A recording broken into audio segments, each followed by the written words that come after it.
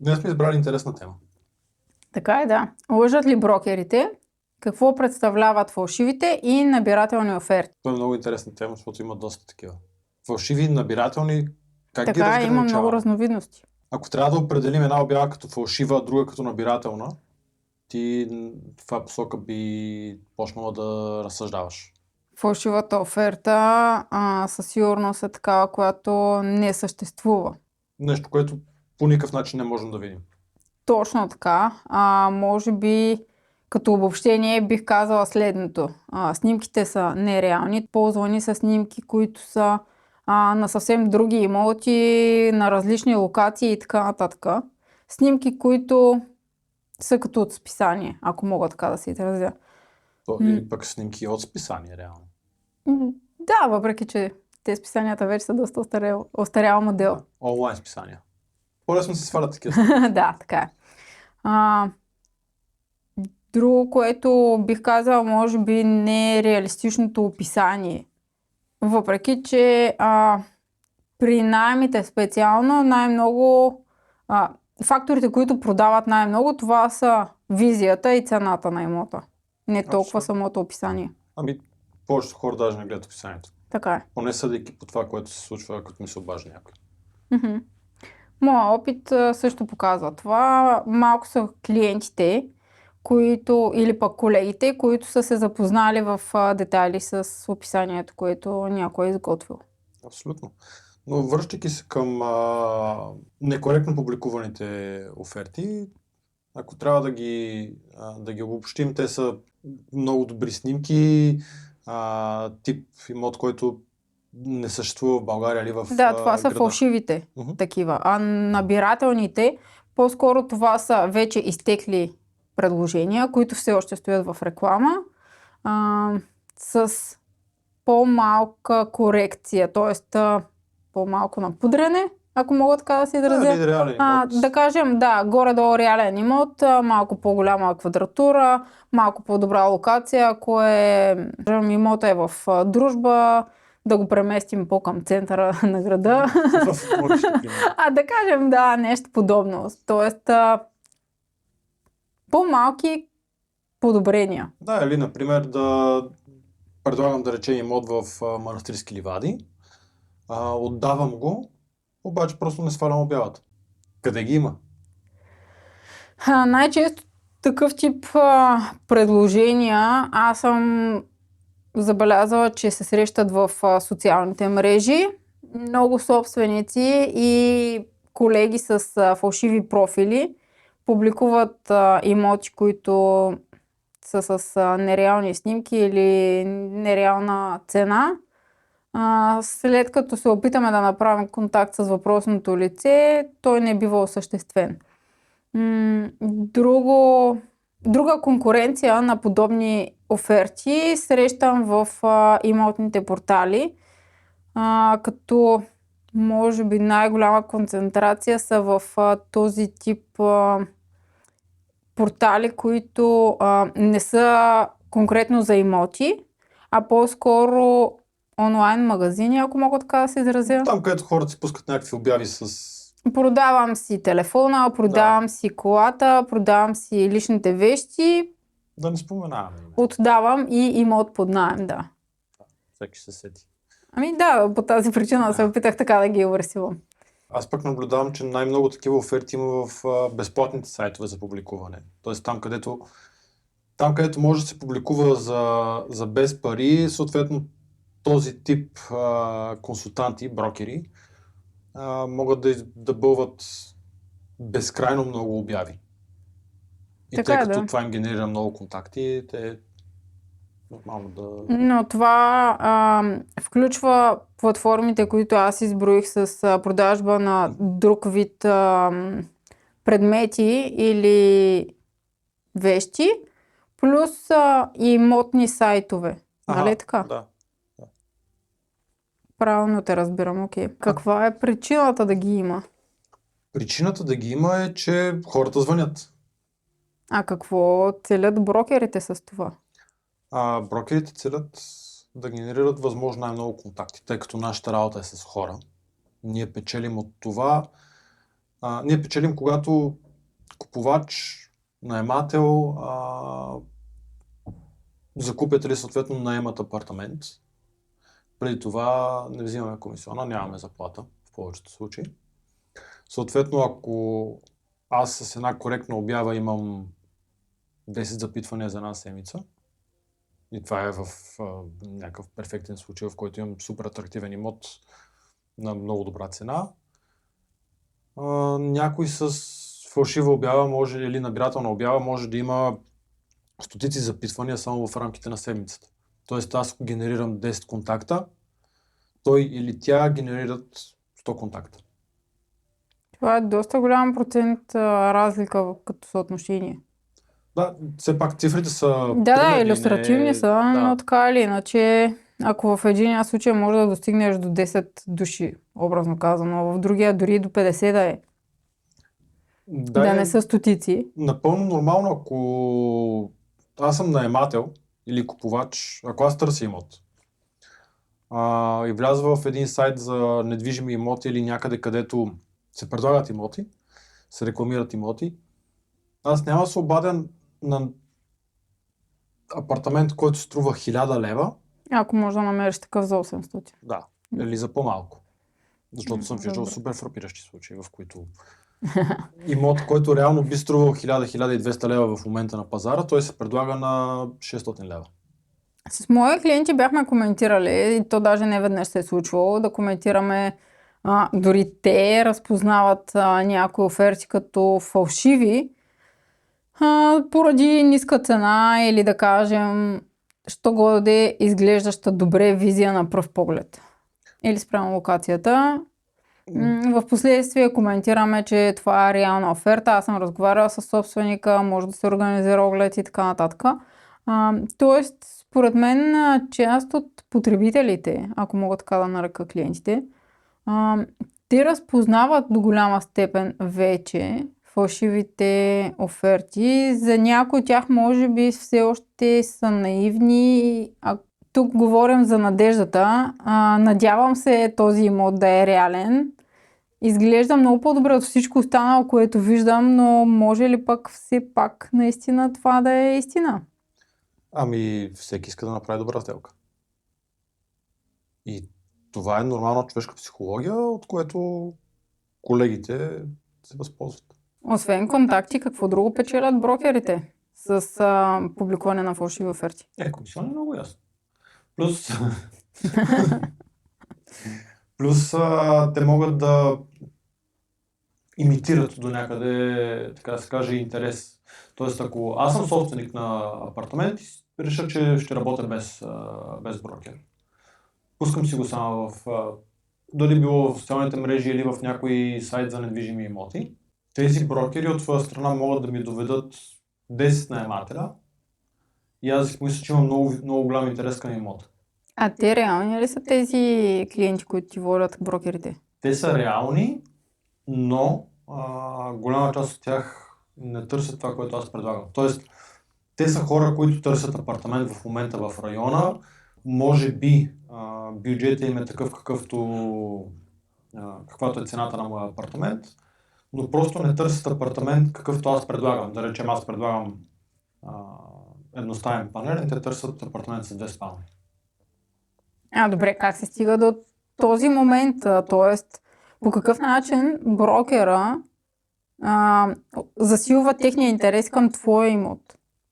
Брокер им казва, имам нещо, което е точно за вас в момента. То е в еди кой си квартал. Но ми казва, имам наемателите, които искат да наемат вашия апартамент. По този начин и двете страни биват подвеждани. Абсолютно.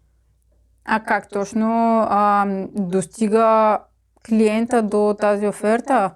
Тоест, при мен лично подобен вид ситуации не се случват. Казвам защо. Защото аз предлагам абсолютно всеки имот да бъде разгледан. Събирам някаква кратка информация, било то от собственик, било то от колега, преди да го предложа на моите клиенти. Да, но твоята идея е да пестиш време на клиентите си и да пестиш своето време. Разбира се. Каква е идеята на другите брокери? Да правят огледи. Какво печелят от огледи? Те не вземат такса за оглед. Ами статистически погледнато, колкото повече огледи правиш, толкова повече се увеличава вероятността да направиш сделка. А не е ли по-важно да правиш умни огледи? Да, това ще я кажа, ако правиш умно, ще е по-добре, но... Тоест, под умни имам предвид те наистина да бъдат по-скоро, те наистина да отговарят на нуждите и на потребностите и на профила на клиент, който е дошъл при теб. Ами, има го и това нещо като ангажираност на едната или на другата страна. Примерно аз блокирам времето за огледи на този собственик, знаейки, че няма кой да наеме неговия имот към момента, нямам такъв клиент. Блокирайки това време, аз изчаквам да ми се обади някой, който да заведа. Ти съзнателно блокираш някакъв прозорец, за да може да поддържаш контакт с Да си давам време, човек, да може или? пък и тези... Да поддържам контакт, да може тези хора, които водят на тези огледи, също да са ангажирани. Те са ми влезли някакви контакти. Едните са собственици, другите са хора, които търсят.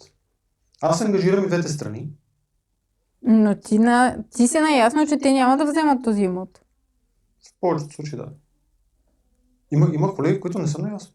Има колеги, които водят наематели, купувачи и така наляво надясно. Тоест те не могат да определят нуждата на клиента си, така ли? Да разбирам. Тук не говорим за нужда, тук говорим просто за едно разхождане. По какъв начин печели брокера, по какъв начин печелят клиентите? Ами, За мен това е изцяло губеща стратегия. представи си го последния начин. Взимаш 10 клиента. И от тези 10 клиента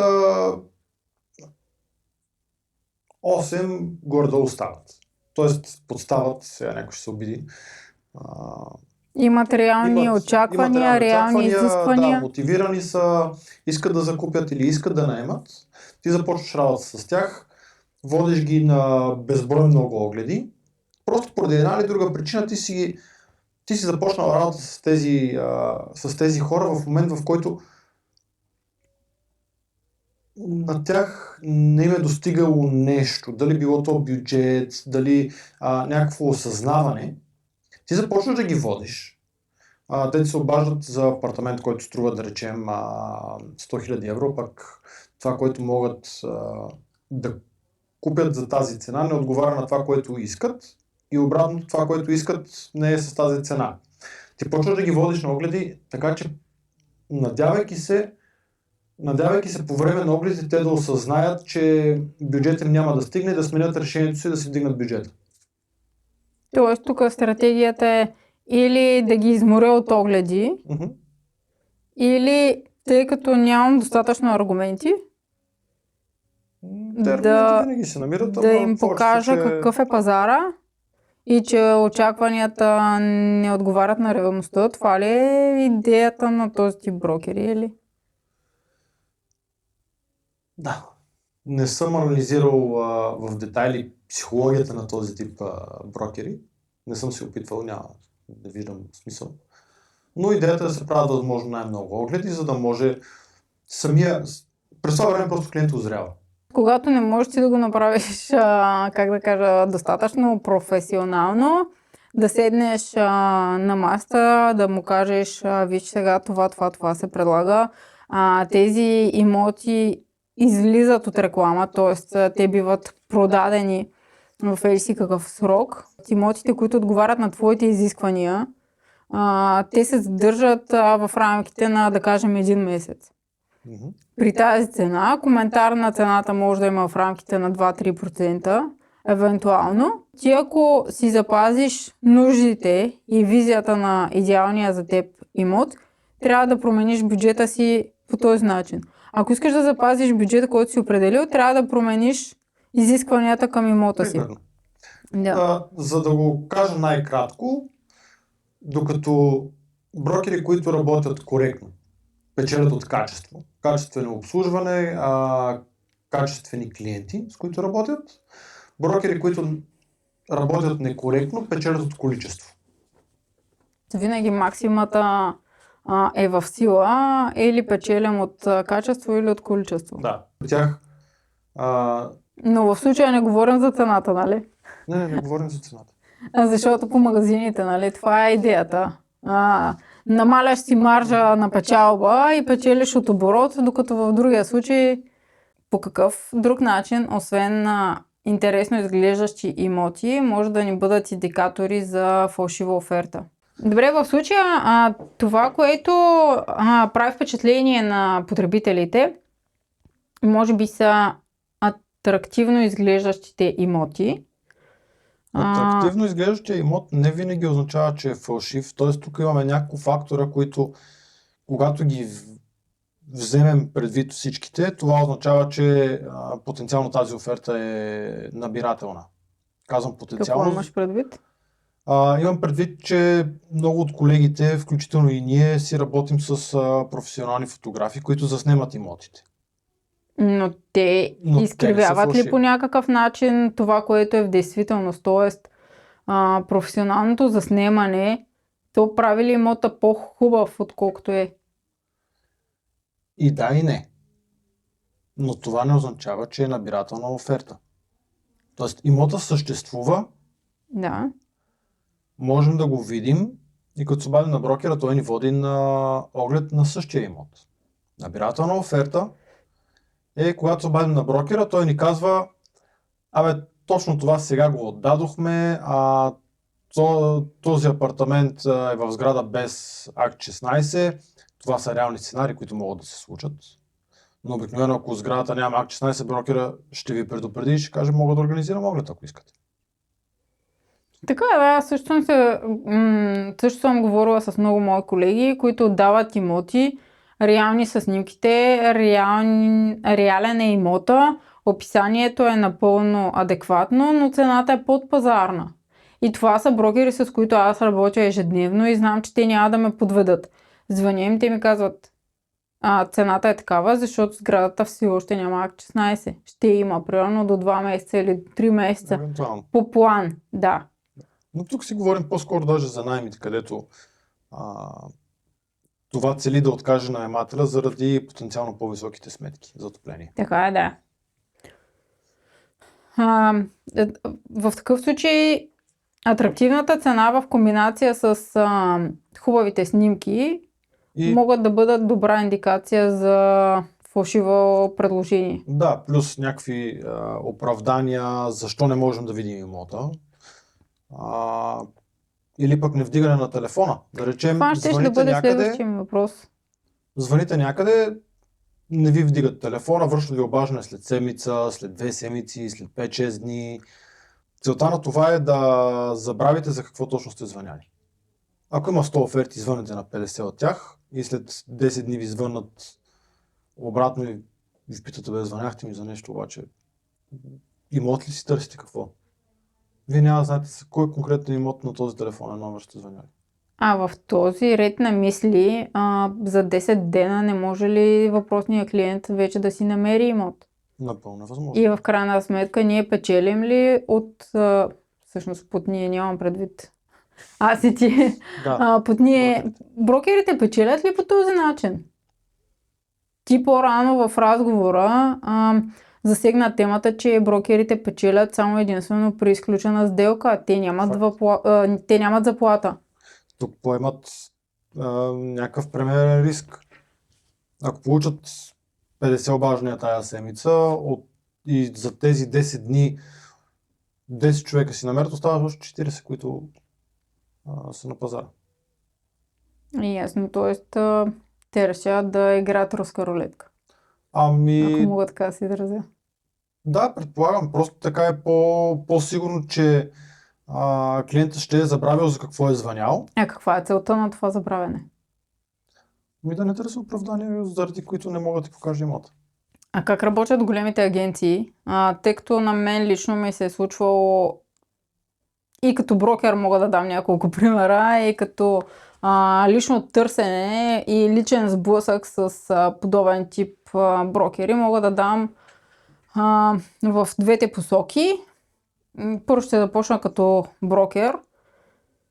Много често ми се е случвало, когато звъня за пръв път на дадена агенция да ми върнат обаждане, което да е след 1-2 дни евентуално.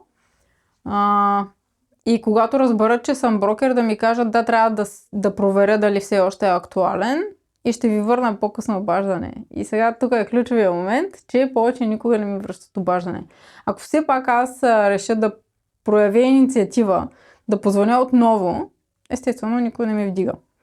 Това е личният ми брокерски пример, а другия пример, който мога да дам, това е още преди много години, когато търсех имот за мое лично ползване.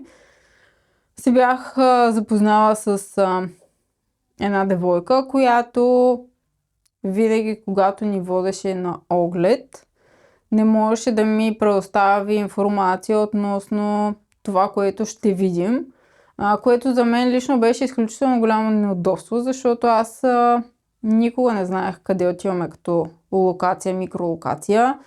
Никога не знаех дали ще видя апартамент, който е за тотален ремонт или пък вече е готов за живеене, дали ще бъде в ЕПК сграда или ще бъде ново строителство, дали ще бъде на шпакловка и замазка, дали наистина мога да вляза утре и да живея.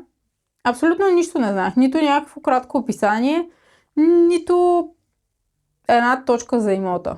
Просто знаех, че отиваме някъде на огледи. Тук се връщаме отново на момента, в който говорихме за това, че целта е просто правене на огледи, без абсолютно никаква информация, или информацията е намерих един имот, който е точно за теб. Обаче ние снимки не даваме.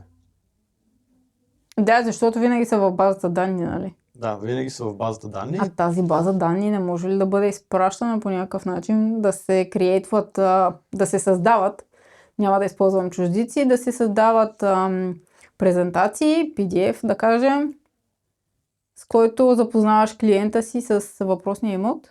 Предполагам, че е възможно. Аз и ти го правим това. Да, ние го Винаги, правим когато редовно. вземем един имот, правим подобна презентация. Целта обаче на нас е да спестим времето, защото ако купувач или наемателя не харесат дадения имот, ние нямаме оглед. Разбира се, каква е причината ние да се разхождаме с нашите клиенти безразборно? Да озреем, да отидем на няколко десетки огледа, които са безмислени, обаче много често пак там виждаме голяма конкуренция от други наематели и други купувачи. И тогава ни удря фомото? Ами да, можем дори да предприемем действия да наемем имот, който след 2-3 месеца да напуснем, защото поради една или друга причина този имот не ни върши работа наистина. А това само... Защото просто имamo много хора. Тук е психологическия момент. А това само при наемане ли може да го забележим или при продажбите е изключително ограничено? При продажбите също може да го има. Но тук вече представи си да си купиш имот, който не е като за теб. Да, разбира се. Аз затова повдигам тази подтема, тъй като в един случай ние плащаме 5, 6, 700 евро на месец, нали, както вече е в новата валута. Плюс имаме, да кажем, 2 депозита. Може би тук, ако трябва да направя една бърза сметка, около 2 до 3 хиляди евро са ни разходите, за да наемем един имот. С преместване. Около 2000 евро, да речем. Да. В смисъл тук смятам наем, депозит, плюс разходи при преместване. Да. Тоест 2 до 3 хиляди евро са разходите, които днес ще имаме, за да наемем въпросния имот, който горе-долу ни отговаря на изискванията и на нуждите. Но ако говорим за покупка на имот, там по-скоро днес ни трябват поне 20 и няколко хиляди. 25-30 хиляди евро, може и повече. Да, за да може евентуално да си харесаме имот, който би отговарял на едни много базови критерии. Да, но просто защото има много желаещи. Бихме могли да се подведем и като купувач, и като наемател. Това е нормална човешка психология и на това също много се разчита. На фомо ефекта. Значи в такъв случай може би е добре да кажем на нашите зрители, че е желателно да не прибързват с такъв тип решения и да ги вземат по-осъзнато, а не толкова емоционално. И да, и не. Защото пък прекаленото мислене може да им коства имот, който наистина да си заслужава и който наистина биха желали да наемат или да закупят. Ами, ако искаш, тук може да отворим вратичка към следващия ни епизод, който да бъде с цел какво всъщност да гледаме в даден имот и как да определим кой имот си заслужава. Искаш ли да направим едно видео, което да бъде с цел да информираме зрителите ни по какъв начин могат да вземат осъзнато решение и по какъв начин евентуално биха могли да направят един анализ, т.е. да знаят какво предлага пазара, за да могат те да изберат най-добре имота, който биха желали да закупят. Да, разбира се, това било една много интересна тема, която можем да засегнем в бъдеще. А сега да се върнем отново на нашите фалшиви оферти. Можеш ли да ми споделиш, тъй като ти си бил част от подобна агенция за кратко, мисля, че около месец беше изкарал? Ами, даже може по-кратко, но да речем около месец. Успя ли да се запознаеш с, как да кажа, с подправките, които се използват в една така агенция? Доста бързо навлизаш в това какви оправдания можеш да използваш, така че да манипулираш клиента и да го заведеш на нещо друго, както и с начина на работа. Въобще, повърхностно, разбира се, за един месец няма как да разбереш неща, които ще разбереш за една, 2 или 3 години. Това, което на мен ми прави впечатление, че клиентите си дискутират, независимо дали са продавачи, купувачи, наематели, наемодатели, това, че не спират да им звънят дори след като се е приключила сделката. Не спират да им звънят от различни телефони, различни агенции.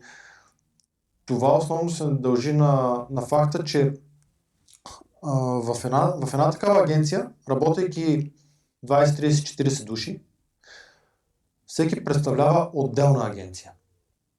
Тоест всеки излиза с някакво име на пазара, което регулярно се сменя, тъй като малко или много и колегите и клиентите ги запомнят. И целта е да има някакво текучество на имена. Те разполагат с обща база данни, до която всеки от тях има достъп. И ти веднъж попаднал там, ако си активен клиент, всеки ще иска да направи сделка с теб, тъй като вътрешно има някаква конкуренция, която е доста силна. Представи си да се конкурираш с 40 човека за един потенциален клиент, с който може да затвориш сделка. Те не си партнират помежду си, а се конкурират. Няма партнерство, всеки се бори за сделка. Или поне беше така, когато аз работя. Аз много мога да отворя една скоба с личен пример. Преди много години исках да продавам имот в провинцията и бях започнала самостоятелна работа поради простата причина, че тогава нямах досег до читави, нечитави брокери. Т.е. нямаше как да направя осъзнат избор с кого искам да работя. По тази причина направих професионално заснемане на имота, написах прилично, може би за тогава, описание. Тестирах рекламата му в имотен портал. Мисля, че около 5 години след като беше спряна обявата от реклама, аз получавах все още запитвания за този имот. Така че предполагам тук говорим точно за тази база данни. И сега тук дали мога да отворя един въпрос към теб. Ще ти задам въпроса последния начин. Ти каза, че има текучество в самите агенции като имена на агенциите. Да. На подагенциите, извинявам се много. Да, на подагенциите. Тук забелязва ли се и текучество на самите брокери? Да. Защото за мен лично, като човек, е по-важно аз ако съм доволна или не съм доволна от някой, по-скоро това да бъде личност, а не агенция, защото това е мое лично мнение, но сред всички черни овце може да има една бяла. Както и обратното. В добрата агенция може винаги да има някоя черна овца. Аз не обичам да слагам общо знаменател под всички. И от тази гледна точка за мен е важно с кого ще работя. Тоест тук, ако имаме текучество в агенцията, аз няма да искам да работя днес с Гошко, примерно. Утре с Марийка, на третия ден с Рени. Ти доста го гледаш от страна, от гледната точка на човек, който вече практикува професията и мислиш в посока развиване на взаимоотношения. Не, че не е възможно ако се абстрахираме от начина, по който подобен тип брокери генерират клиенти, именно чрез подвеждане, няма да го казвам, че е лъжа, има изключително добри професионалисти. Тоест, начинът, по който ние стигаме до клиента,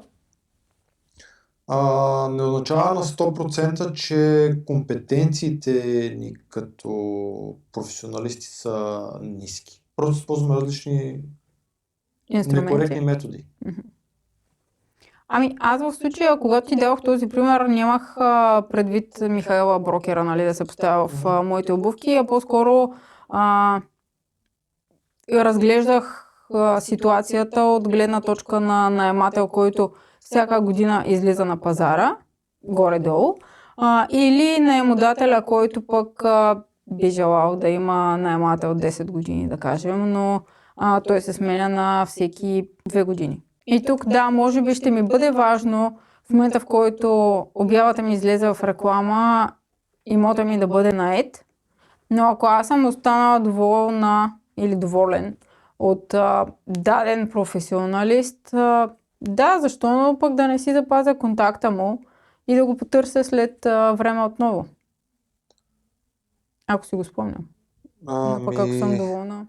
Пак казвам, ти го гледаш от гледна точка на човек, който се развивал по определен начин до момента и работи с определен тип хора до момента.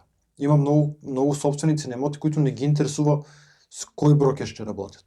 Има и много брокери, които работят в такива агенции, които пък от своя страна са много добри търговци и умеят да изграждат взаимоотношения с хората. Добре, тук в случая, когато говорим за брокери, нали, ти ми казваш, че повечето клиенти не се интересуват от това да си доверят на един и същ професионалист многократно. Да. Да, обаче, ако същия този потребител има необходимост да отиде на лекар или на зъболекар, той ще сменя ли всеки път въпросния лекар? Зависи от потребителя. И да, и не. Понякога има нужда от второ мнение.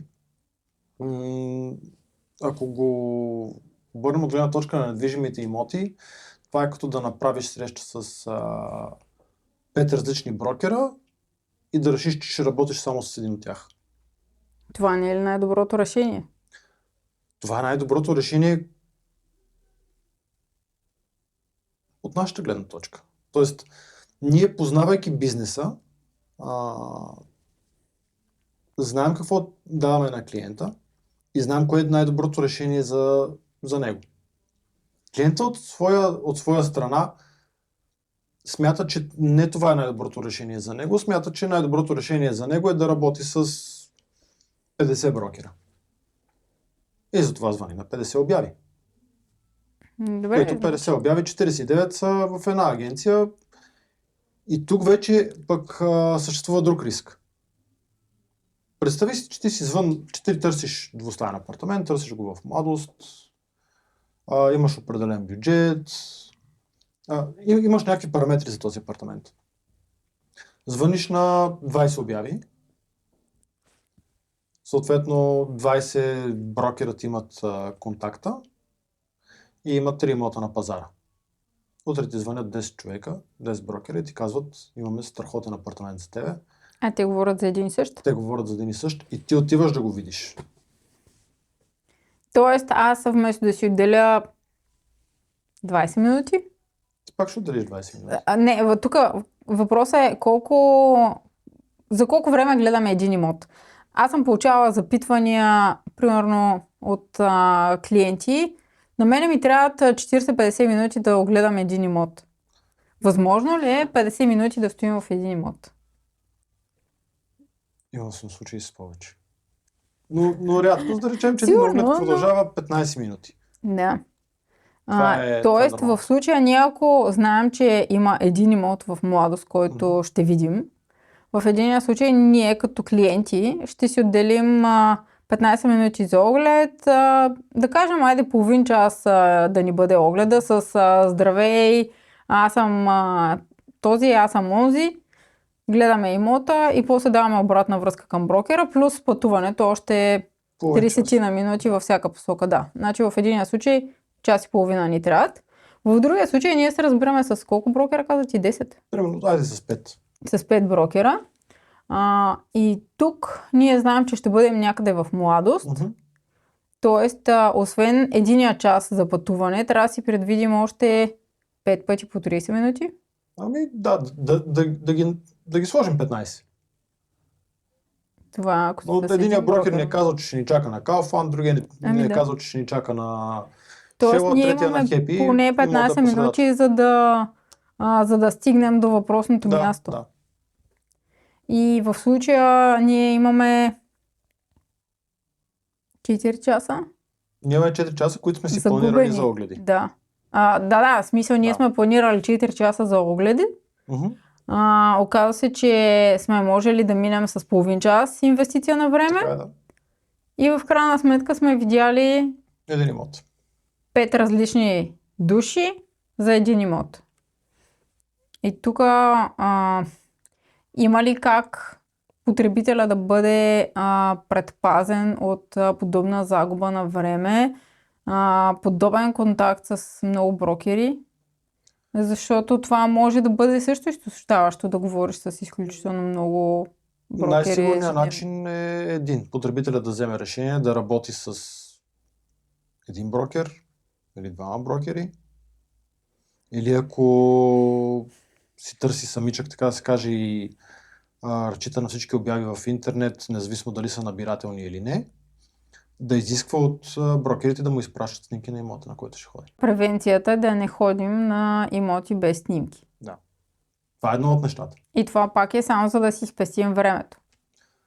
Да, което не е малко, защото ние, ако планираме 4 часа за огледи, изхъбим половин час или един час, защото на втория брокер, като разбереш, че той ще те заведе на същия имот, тук вече може да ти светне лампата и да звънеш на останалите, да ги питаш, това ли имот, и да ти кажат, да, това е. Винаги може да остане надеждата, за която си бяхме говорили с теб по-рано, че другия брокер може да има някакъв друг имот, който всъщност да бъде по-добър от този, който вече сме видяли. Факт така е и все пак аз мисля, че хората ще се обадят. Освен загубата на време, ние си създаваме сами предпоставки да изпуснем потенциален имот, който бихме наели. Представи си, че планираме 3-4 часа за огледи на един и същи имот и осъзнаваме, че всички са ни организирали огледи там, обаче имота не е за нас. Не ни устроя по някакъв начин. Трябва да се приберем, да почнем да търсим отново, да звъним. В най-добрия случай огледа ще е за другия ден. Разбира се, да. По този начин си блокираме част от възможностите за последващи действия, за да може да се докоснем до имоти, които има вероятност да са малко по-добри за нашите нужди. Абсолютно. И отново пак се връщаме на времето, ако се поставим на място на наемодателя. 10 брокера са му се обадили, имам наемателя точно като за тебе, те са примерно двойка или е сам човек. Се казва, че 10 брокера са организирали с един си човек огледи на твоя апартамент. Ти отново планирал си огледите, отхвърлял си някакви хора. Много вероятно, да. На мене ми се случвало да разговарям с наемодатели и те да ми кажат, не, аз имам днес 10 огледа, няма начин да не се отдаде. Представи си, че тези 10 огледа е един човек. Да, има такава вероятност да се случи. От друга страна, няма как нито наемодателите да го знаят, нито ние с теб да сме сигурни, че в конкретния случай това се е случило. Да, така е. Но тук идва ролята на клиентите да направят така, че тези практики да намалеят. Ако не да се прекратят, поне да намалеят. Да, каква би била превенцията, освен да спрем като потребители да се свързваме с подобен тип предложения? Има ли друг начин? Не спираш просто да работиш с такива хора. В случая, че ние звъним на оферта, която сме на 99% сигурни, че тя е набирателна, т.е. снимките са прекалено хубави, прекалено атрактивни за въпросната цена. Това предпоставка ли е да бъдем подмамени по друг начин? Евентуално да оставим депозит, който в последствие не виждаме или не подписваме договор, независимо дали е договор за наем или предварителен договор. Може ли това да бъде предпоставка? Това е предпоставка за нещо подобно, тъй като ако се замислим, човек, който си позволява да се служи с некоректни методи за генериране на клиенти, какво му пречи да си служи с некоректни методи за изкарване на пари, например. Тоест, капарираш имот, повече не виждаш капарото не ти се възстановява, съответно не подписваш договор за наем за имота. И това нещо не е по твоя вина. Ти искаш да наемеш имота, просто брокера от другата страна решава, че нещата няма да се случат. Възможно ли е в такъв случай за даден имот повече от един клиент да оставят депозит, след което нито един от тях да не сключи предварителен договор? Напълно възможно. Когато си говорим за измама, която е с цел събиране просто на пари, да, възможно е много хора да оставят депозити, повече да не го видят. Има ли възможност институциите да се намесят? Това вече е работа на институциите и на хората, които са потерпевши. Тоест не можем да ги защитим по някакъв начин, ако влязат в нещо. Ние можем да ги защитим с информация. Какво да преди не правят. Това. Да. Преди да се забъркат в кашата. По време, когато вече се случи нещо, си има съответните органи. Mm-hmm. Но имаме реални примери на неща, които са се случвали с недвижимите имоти, двойно отдаване на апартаменти. Аз също съм чула за подобни легенди и митове. Да. Дава се апартамента на някой, после се дава на втори човек, втория човек се нанася и първия наемател идва и пита ти какво правиш тук. Това със сигурност е изключително неприятно преживяване. Така че тук може би може да се обърнем към нашите клиенти, нашите зрители и да им кажем: първо си правете срещи, правете интервюта за работа, може би, за да се предпазите доколкото може от подобни измами.